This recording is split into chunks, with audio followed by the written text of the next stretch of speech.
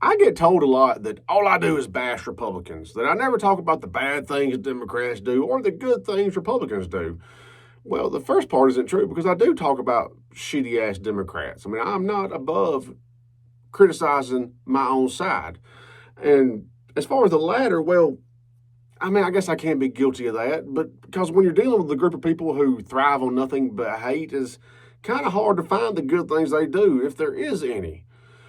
But I will throw those people a bone here, and right off the bat, I will give credit where credit is due. I will talk about some good things, maybe that the Alabama Republican supermajority Republican government did this past year that I consider good. First off, they eliminated state tax on overtime pay. Anything over 40 hours is not taxed by the state starting in 2024. And as somebody who always, damn near always works over 40 hours a week, sometimes over 60, you know what? Good for them. Thank you. And they also said that they eliminated the state grocery tax. Alabama is one of only a few states that fully taxed groceries, and that is nothing but a tax on the poor. I mean, if bread costs the same no matter what, somebody making 80 grand a year versus somebody making 10 grand a year, the tax is going to make up a lot of what they try to buy. And anything to help lower income families, I'm always for. And eliminating the state grocery tax has been something that's been floated around the legislature for years. And they finally got around to supposedly, they said that they did it, so thumbs up from me, I guess. But then I learned that they only reduced the state grocery tax by 1%, from 4% to 3%. And they were supposed to next year cut another 1% off of it. If there was, let's see here, hang on, I got it right here. If the state projected 3.5% growth in the Education Trust Fund in the next fiscal year. Right now, they are saying that we're not going to do that. So there won't be another cut on the state grocery tax for another year till at least 2025. They said they did this thing. Turns out they said, well, not really. Bama's gone Bama. But it's a new year, new me. Am I right? And the legislative session is beginning, and Kay Ivey recently gave her State of the State address and outlining all her goals. And also a few weeks ago, the Alabama Policy Institute released its blueprint for Alabama for 2024. And the Alabama Policy Institute is a conservative think tank, which is an oxymoron, in my opinion. But I want to talk about one of their main suggestions for the state and go over a few things from Kay Ivey's State of the State. Now, most of API's points in the blueprint was just conservative boogeyman, normal everyday conservative buzzwords and catchphrases. The same old, like minors are being exposed to porn in libraries, and that reform should be pursued to make sure that doesn't happen, though they don't say how that shouldn't happen, or even if it is really happening, they just say it's happening. They just can't ever provide instances. Or they're against the lottery, and like abortion, they think that abortion-inducing pills should be prohibited because they want, I don't know, because right now they say that women are just ordering stuff online to kill their babies. And currently women are not penalized under the law for terminating their pregnancies. Only the abortion providers are. And they're just always looking for a new way to put their boot on the neck of someone with a uterus. We got to make sure that baby is born so we can not give a fuck about that baby once it's born.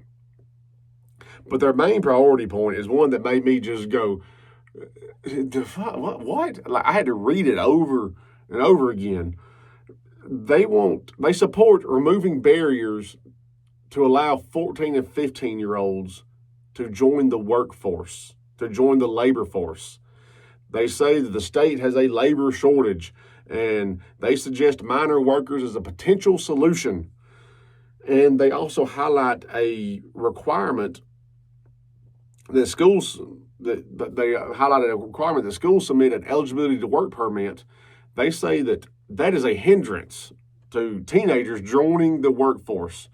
This form requires students to be in good attendance, that their attendance is good and that their grades are good for them to be able to get a job. And they say, let's do away with that because we need workers and ain't nobody better to fill that gap than 14 and 15-year-olds. Who better to fill the depleted workforce than surplus 14 and 15-year-olds? Plus, with abortion being illegal as soon as the sperm tells the egg, what's up, big head? There's going to be more workers on the way. And because, right now, the old conservative battle cry of nobody wants to work anymore is hollered through the hills of Bama like William Wallace and Braveheart. And many of these job openings are like in retail and food services. And what do all those jobs have in common? They all pay minimum wage or potentially less if we're talking about wait staff.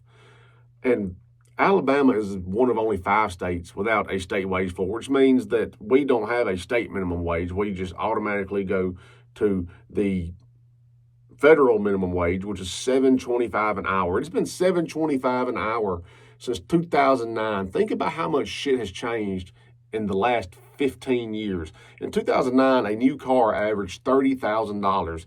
In 2023, last year, a new car averaged $48,000. And I know that nobody making $7.25 an hour can afford that, but just think from $30,000 to $48,000, and that $7.25 has remained the same. But yet nobody wants to work anymore. Why would they? Why would they for $7.25 an hour? You think that Alabama is going to implement a higher state minimum wage to maybe incentivize people to stay at minimum wage jobs longer? Shit, no. They'll say that makes prices go up, even though prices go up anyway. It's amazingly pitiful to me that conservatives will bitch about how expensive everything has gotten, how prices have increased, but wages, especially minimum wage, has stagnated. But yet they won't do anything about wages or minimum wage because, in their words, prices will go up as they are bitching about prices going up. I mean, the conservatives, it's so much easier to blame the working class, since if they blame the corporations, that will go against their mission. They'll go against their mission. Cutting into corporate profits will contradict the right's purpose. So blame must be shifted, and as always, they lay the blame at the feet of the workers. And now the API suggested that one potential way to help ease the state's labor shortage, particularly in those minimum wage jobs, is to make it less cumbersome for minors to work. I mean, call me crazy, but I do not think it's ever a good idea to roll back child labor laws. That just doesn't seem like it's a good thing, no matter how you try to rationalize it in your head. Instead of supporting businesses implementing a fully stable, livable wage that will compel workers to stay at their jobs, conservatives would rather revive the working conditions of the Industrial Revolution. Is that what they mean by make America great again? I mean, children are a lot cheaper and a lot less likely to stand up for their rights on the job. Instead of supporting an actual living wage, conservatives would rather support children working because, in their mind, I mean, think about it. Children don't actually need a livable wage. They're just happy to have a wage. They would rather throw away the futures of these children than hurt a business's interests. The children most likely to be in that situation that will compel them to join the workforce are the ones conservatives have already shown that they don't give a fuck about.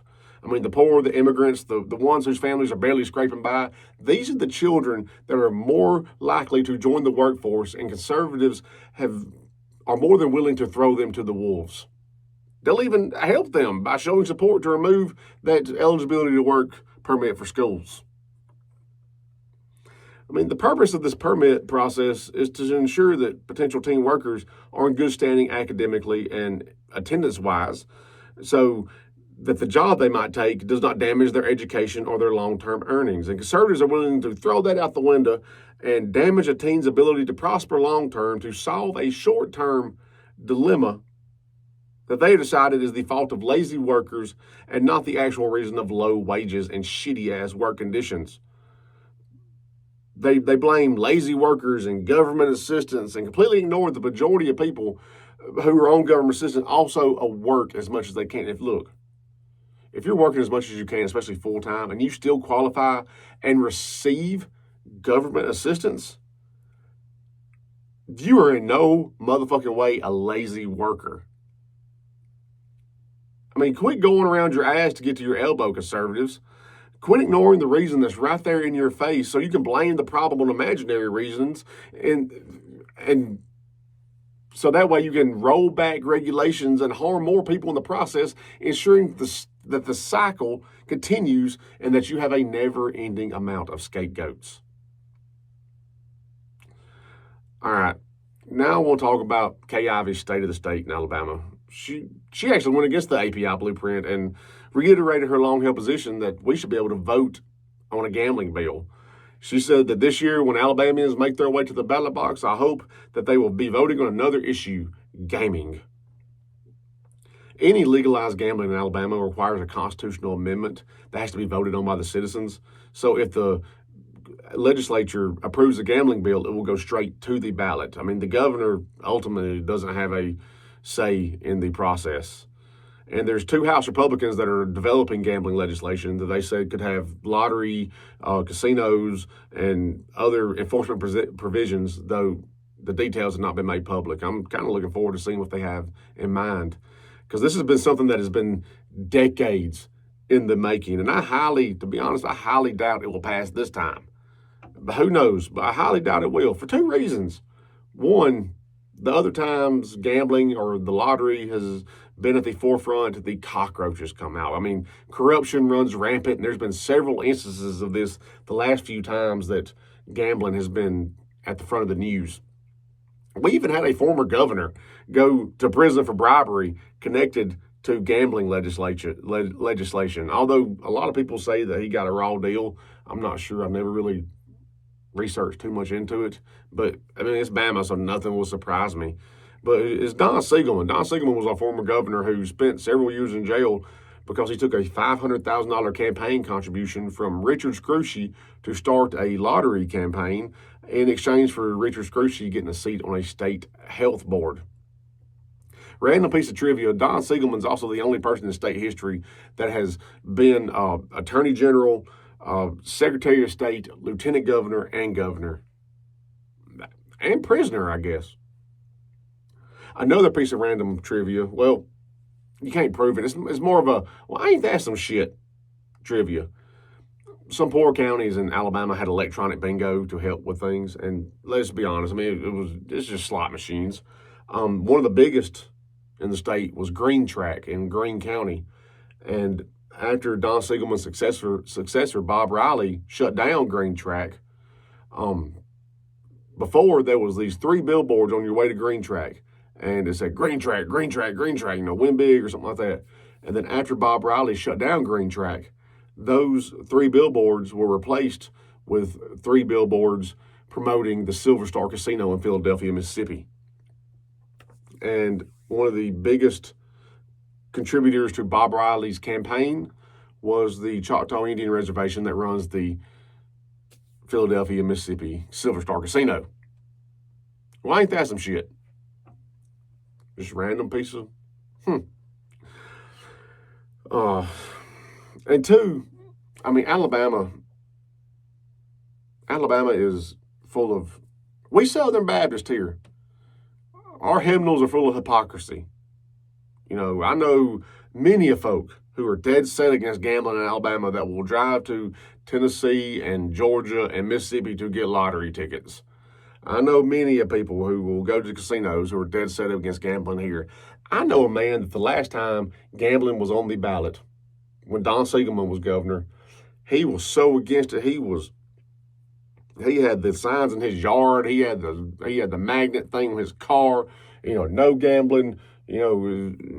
Southern, all this stuff. And he would leave church every Wednesday evening and go to the casino. Our hymnals are full of hypocrisy. Ivy also touted the $188 million, I think, uh, federal grant funding for expansion of broadband, but she didn't thank Joe Biden. I mean, she praised this broadband project that would expand broadband in rural parts of Alabama, but she didn't thank Joe Biden, and it's part of Biden's infrastructure bill. And that infrastructure bill that neither one of our state senators voted for, that only one representative from Alabama voted for it, and that was the lone Democrat, Terry Sewell. Ain't it funny that conservatives will demonize and demonize something and vote against something, but when it goes through, they will praise it and take credit for it? Ain't that some shit? Ivy touched on the state's labor force participation rate during her State of the State. She said that, it stands at only 57.2%, which is one of the lowest in the nation, even though Alabama's workforce participation rate has been close to the lowest in the nation for almost 50 years, since 1976. And, there's a lot of factors that go into that. Experts say, a lack of child care and transportation plays a role. Maybe this is where rolling back the child labor laws comes into play. I mean, you ain't got to worry about child care if the kid's heading to work with you. I still can't wrap my mind around that. In fact, a bill has already been filed to do away with the school's eligibility to work form. Susan DuBose, a Republican from Hoover, filed the bill that would ease restrictions regarding 14 to 15-year-olds working. And then the day after that, she filed that, and then the day after that, one day after that, the Department of Labor announced that they had fined an Alabama roofing business $117,000 or something for violating child labor laws for employing a 15-year-old child who died on the job in 2019. The teen was working on a roof in Coleman and fell about 50 feet and was pronounced dead at the scene. It was the teen's first day on the job.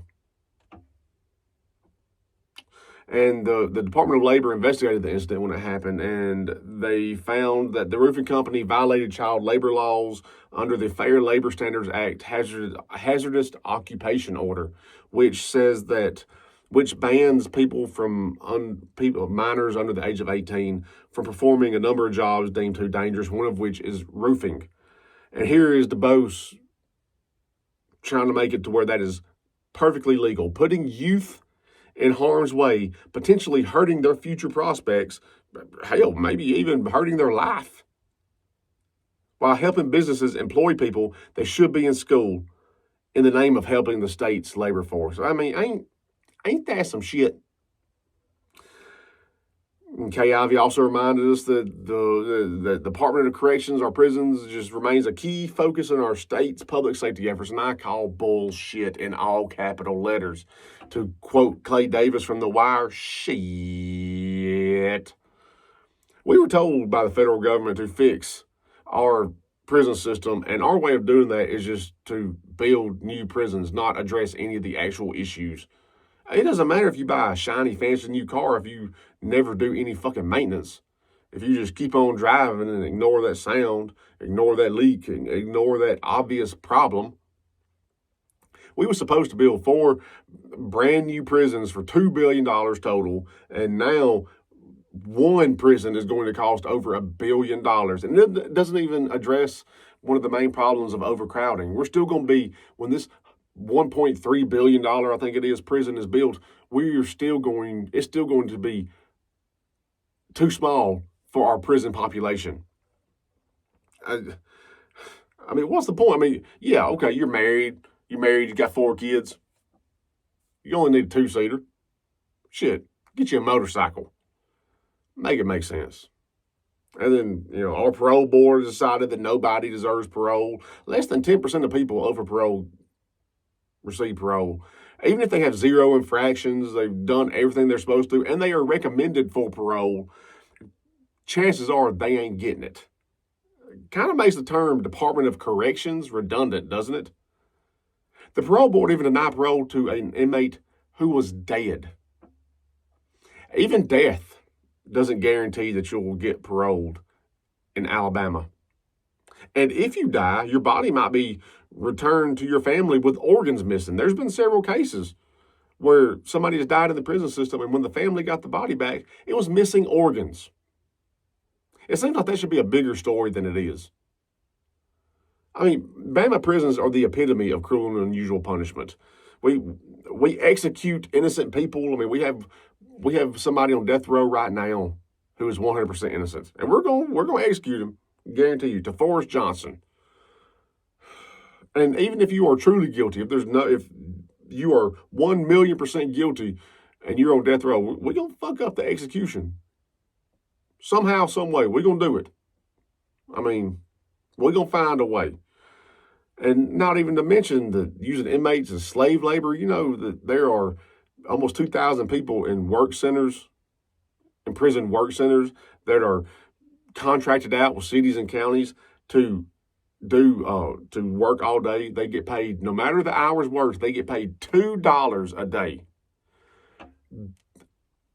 $2. That was the wage. That was the rate that was implemented in 1927. 97 years later, it is still the same. Sit with that for a minute.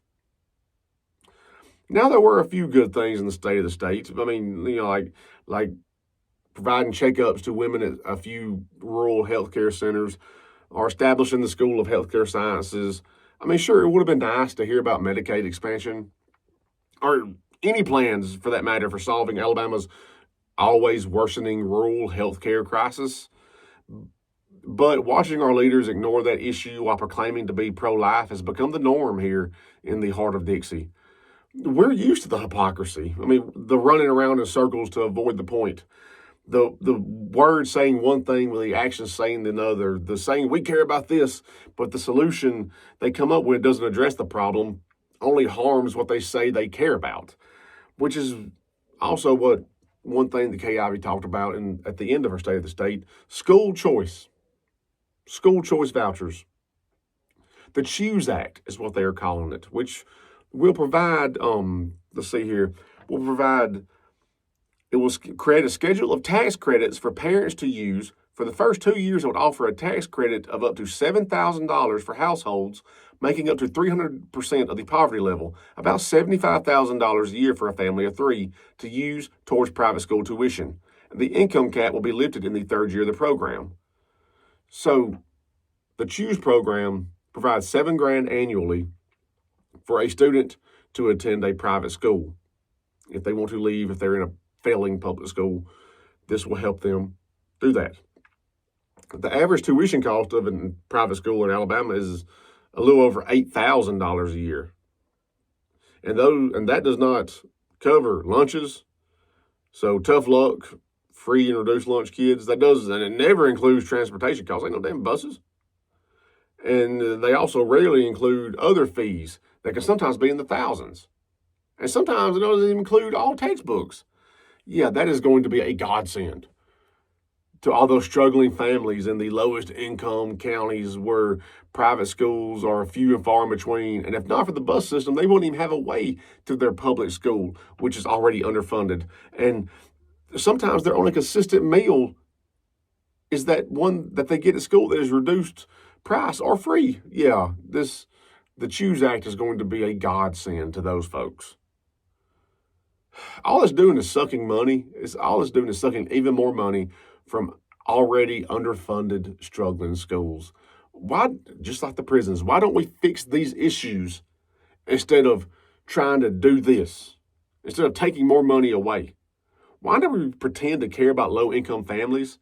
And the way we show them is to take more funding away under the guise of, well, you can use this money to do this. But it still won't be enough to cover. Private schools have no transportation, no reduced meals, no accountability. And you want to give them money to help struggling families get away from struggling schools? How does that work? You want to take money from the struggling to give to the affluent to supposedly help the struggling.